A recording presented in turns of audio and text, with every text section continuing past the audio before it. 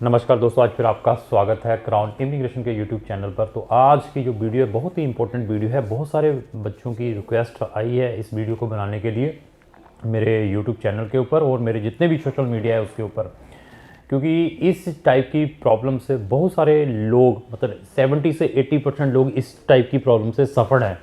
तो उसकी ये मैं रेमेडी लेकर आया हूँ। तो इसका पहले टॉपिक क्या है, big scam of work permit. ये इसका ये टॉपिक है, क्योंकि स्कैम की मैंने पहले भी 2-4 टॉपिक के ऊपर वीडियो डाली थी। ये वाली जो वीडियो है मैं 3-4 पार्ट के अंदर लेकर आऊँगा, क्योंकि मेरे पास मटेरियल बहुत है और समय कम रहता है।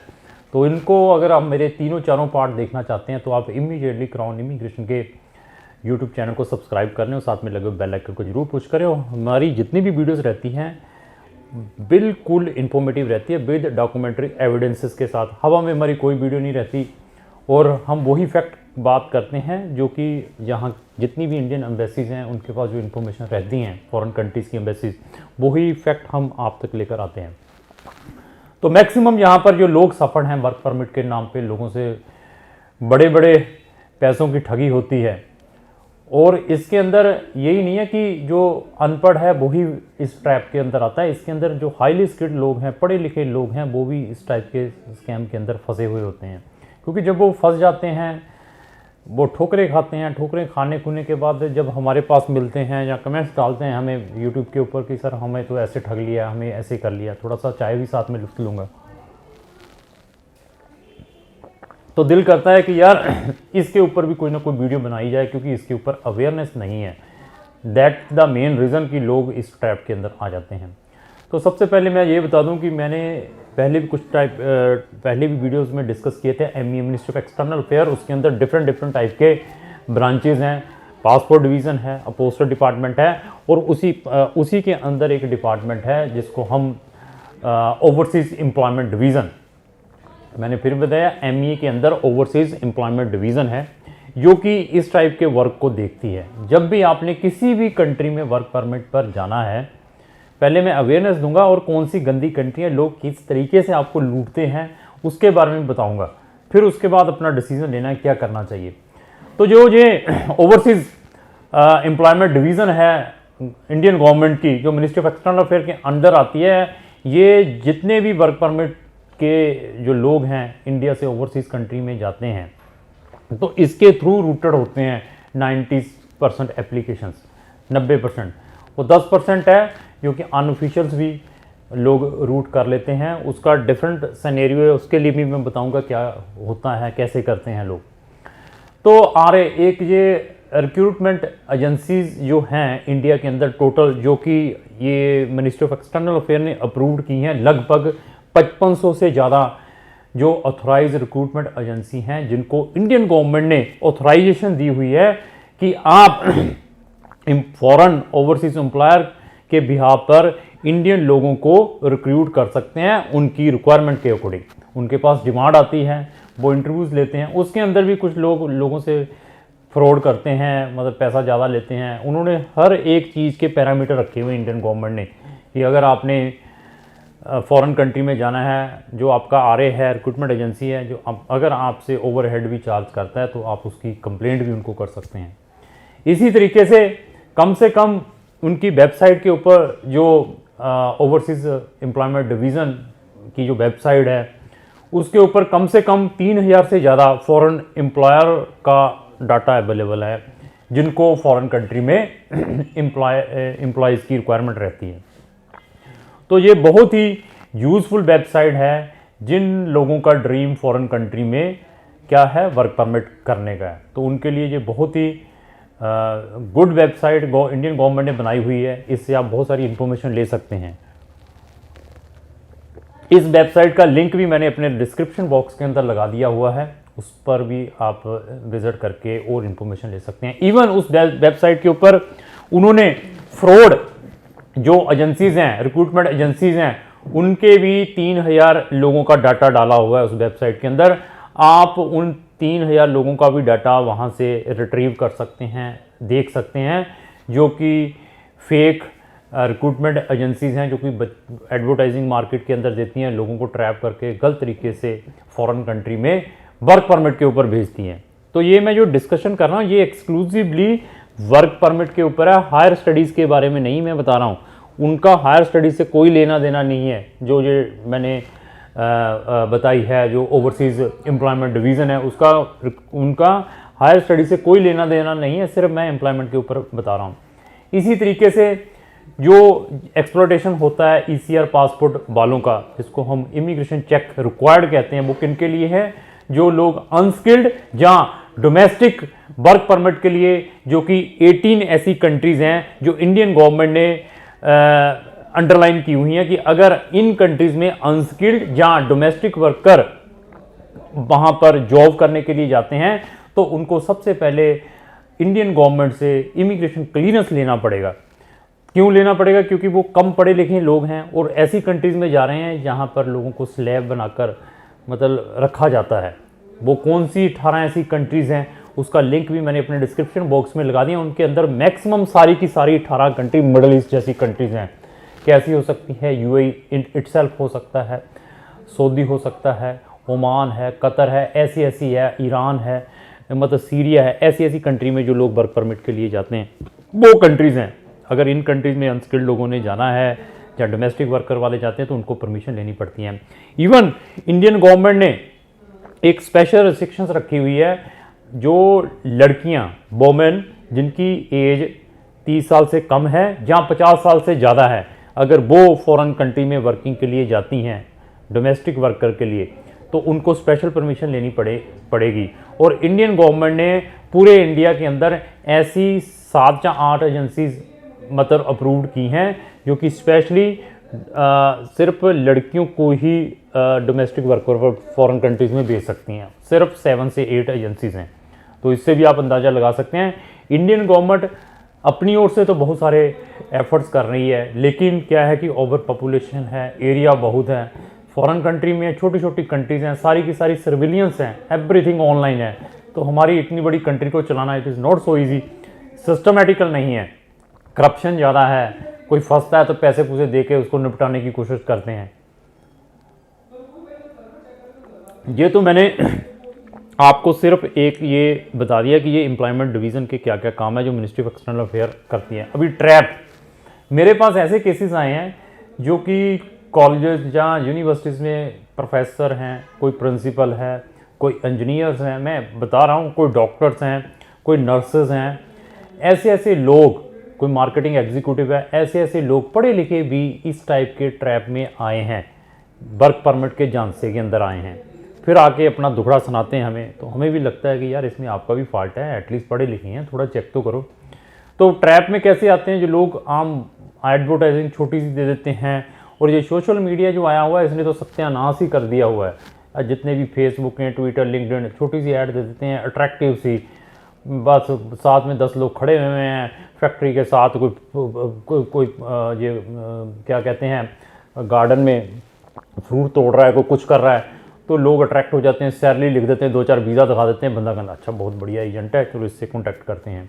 तो एटलीस्ट अगर आपने किसी भी कंट्री में वर्क परमिट पर जाना है तो अपने RA जो रिक्रूटमेंट एजेंसी है उसको जरूर चेक करने की क्या उसको जो ओवरसीज एम्प्लॉयमेंट डिवीज़न है इंडिया की उसने अप्रूव किया है या नहीं किया है। अगर नहीं किया तो फिर हाथ जोड़ दें, वहाँ पे से अपना काम नहीं करवाना है। हाँ, अगर आपको जो RA ऑथोराइज किया हुआ है वो आपको ब्लैकमेलिंग करता है तो आपके पास बहुत सारे वे हैं, तो वो पहले तो करेगा नहीं क्योंकि उसके ऊपर बहुत सारियाँ रिस्ट्रिक्शंस हैं। अगर करेगा तो वो फिर बेचारा रगड़ा जाएगा क्योंकि उसके लिए बहुत सारे पैरामीटर्स रखे हुए हैं इंडियन गवर्नमेंट ने।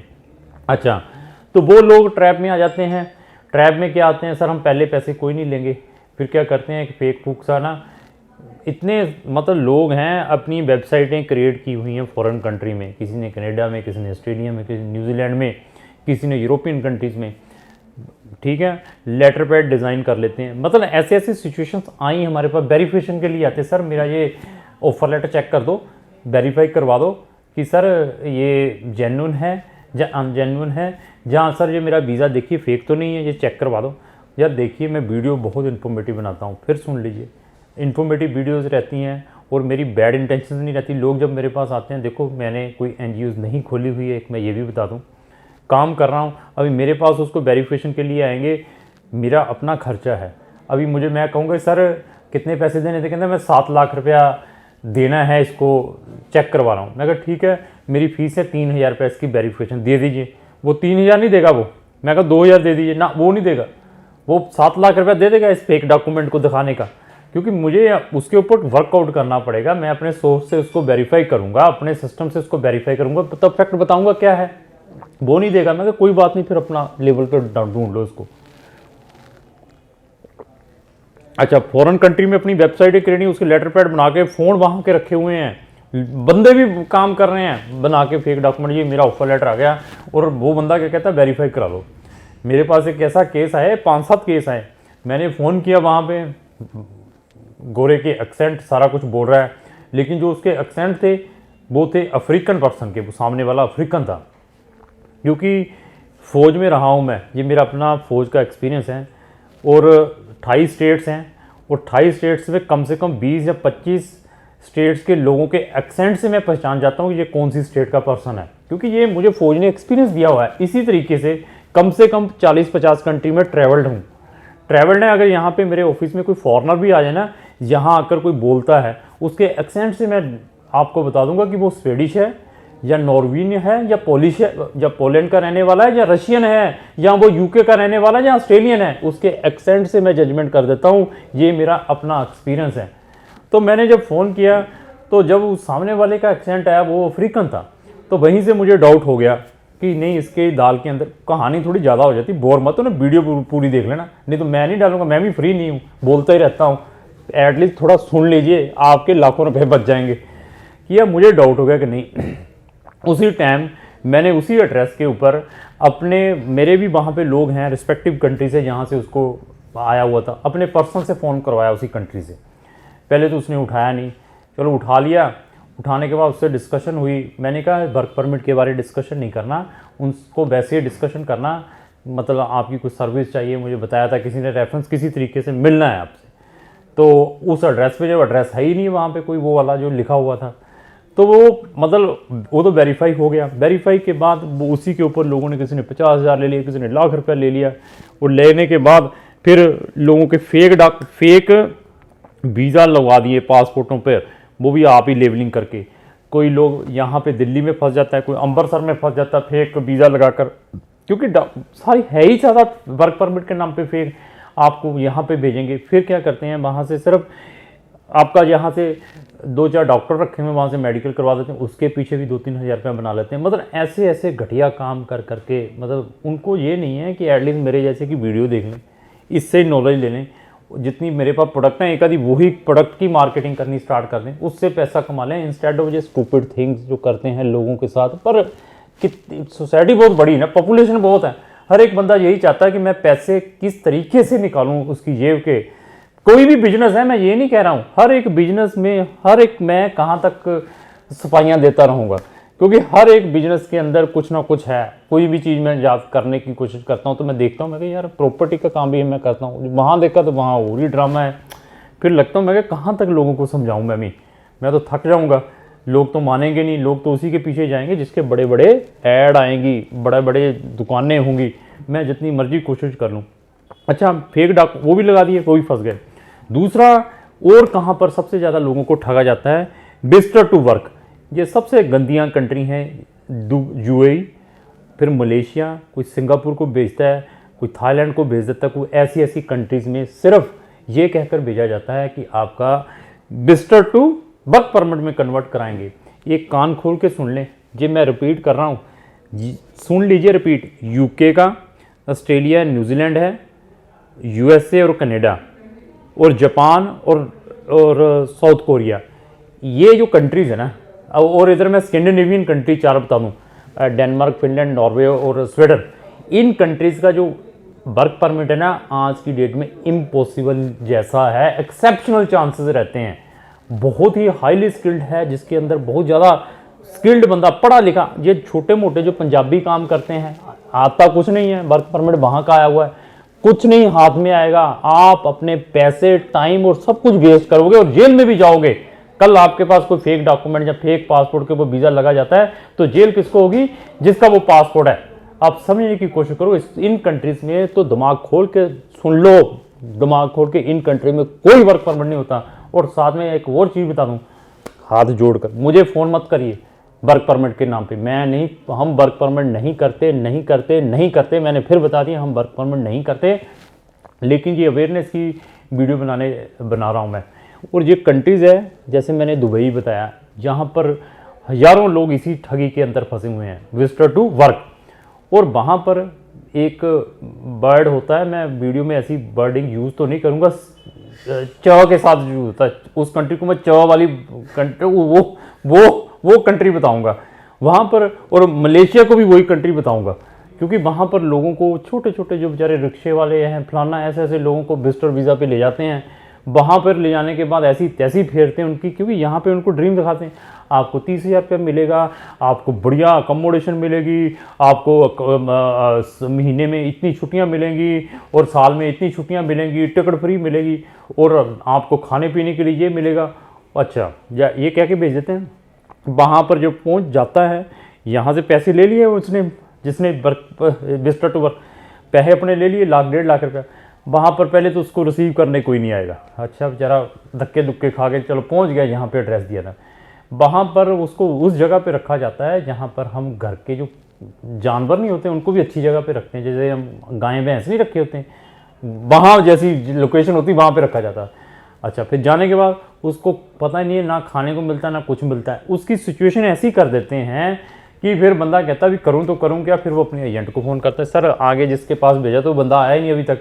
अच्छा, वो उससे बात करके, मतलब ये सारा ट्रैप है, बनी बनाई गेम है। और मैं एक चीज़ बता दूँ, जो बंदा गलती करने के बाद सुधर जाता है, एक होती है गलती इंटेंशनली, एक होती है गलती से, तो वो तो मैं कहूँ वेरी गुड वो बंदा है। जो बंदा गलती करने के बाद अगेन गलतियाँ करता है, वो मूर्ख है और गधा है। वो लोग यही करते हैं। अभी मेरे पास मैं कोई चीज़ कर रहा हूँ, मुझे एक बार पता चल जाए यार ये तो गलत हो गया, आगे उस चीज़ को इमीडिएटली इम्प्रूव करने की कोशिश करनी चाहिए। हाँ, उसको लगा कि यार इसको गलत करने के बाद भी मुझे 10-15 हज़ार रुपये बचे हैं, उसको बार बार करे, वो गधा है। मैं फिर बता दूं, वो गधा मूर्ख है, वो ज़िंदगी में कभी कामयाब नहीं हो पाएगा। ऐसी ऐसी चीज़ें करते हैं और उनको तो जूते मारने चाहिए लोगों को। अच्छा, पहुंच गए, ऐसी सिचुएशन क्रिएट कर देते हैं, फिर बहाने स्टार्ट हो जाते हैं। सर मैं इसको 4 लोगों के साथ इंटरव्यू कराई, मैंने इसको बोलना ही नहीं आता सर, ये कहता है यहाँ पे ड्यूटी 10 घंटे की है, 12 घंटे की ड्यूटी है। ऐसे बेवकूफ़ बूफू बना के वो गरीब बंदे का 1-2 लाख रुपए की ऐसी तैसी फेर देते हैं। ना बंदा यहाँ का रहता है ना वहाँ का, क्योंकि वो गरीब बंदा रिक्शे वाला यहाँ से 50,000 लाख रुपये किसी से उठा कर लेकर गया होता है। तो उसकी क्या सिचुएशन होती होगी, वो गधे नहीं समझते जो लोग ये चीज़ें करते हैं। तो ये मैंने वर्क परमिट के ऊपर बहुत बड़ी वीडियो बना दी है और आने वाले टाइम में मैं और प्रिकॉशंस बताऊंगा इस टाइप की प्रॉब्लम से आप कैसे बच सकते हैं। अगर आप उनको भी देखना चाहते हैं तो आप इमीडिएटली मेरे चैनल को सब्सक्राइब कर लें। अगर आपको जो मेरी वीडियो अच्छी लगी इसको लाइक एंड शेयर करना ना भूलें। Thank you.